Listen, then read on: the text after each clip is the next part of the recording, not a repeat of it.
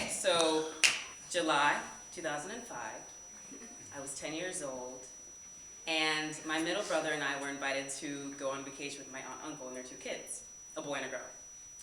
And I mean, my older brother was invited, but he was a delinquent, so he had to spend summer in school.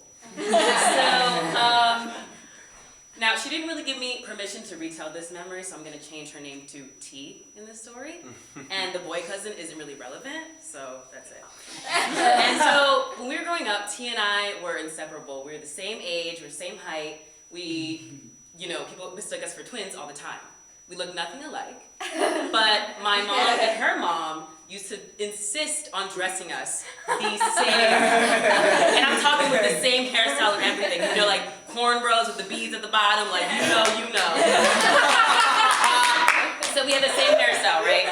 So anyway, July 2005, we were going to Water Country, USA, in good old Virginia. And so while we're there, I'm like, okay, cool, this is cute, this is really a nice place, but, I'm 10, and I'm black, with African parents, so I can't swim. And so, I don't know if my aunt really knew that I couldn't swim, because I think she thought that I could swim, because T could swim, and we're twins, so it only makes sense. So I'm just going there, I'm like, oh, okay, let me just test my life real quick at this water. So, our first conquest is this huge-ass wave pool. And like the saltwater wave pool, and everybody in the park is there, like everyone, it's super crowded.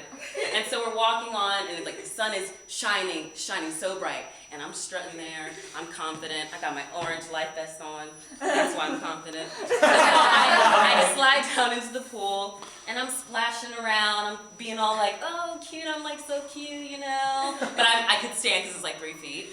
So I'm like just going, and my cousin's like, hey, can I borrow your life vest? I just want to go deeper into like 6 and 7 feet. And I'm like, a dummy. And so I go, sure. So I give it to her.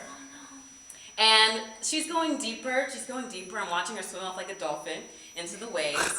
And I don't know if the spirit was moving me, or if these waves were coming, but I was going closer to her as well. So I'm walking towards her, and I feel the contact of the pool floor is starting to not be there anymore.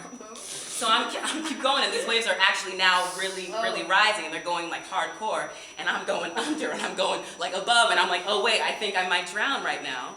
So like a panic washes over me, and so my smart and close to death logic was to go to T, cling to her for dear life, because A, she knew how to swim, and B, she had my fucking life vest on, both of us to death.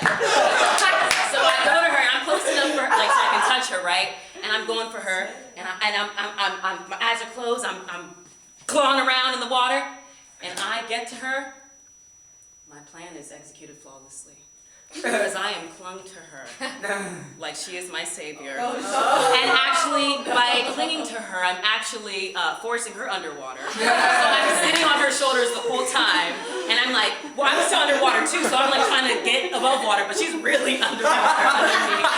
So she's fighting me off, and I'm fighting her, and I'm fighting the waves, and I'm fighting everybody around me to stay on her. And so we're just struggling for like a good 10 minutes, and all I feel are these hands just come and pick me up, and I was like a spider monkey, like getting off her. And it was my aunt, just like who came, and just got me off her. But her hands felt like the hands of Jesus Christ, because I was spared that day. It was so great. And then after she came out, and she was like, "Oh my gosh, you were killing me! You almost drowned me!"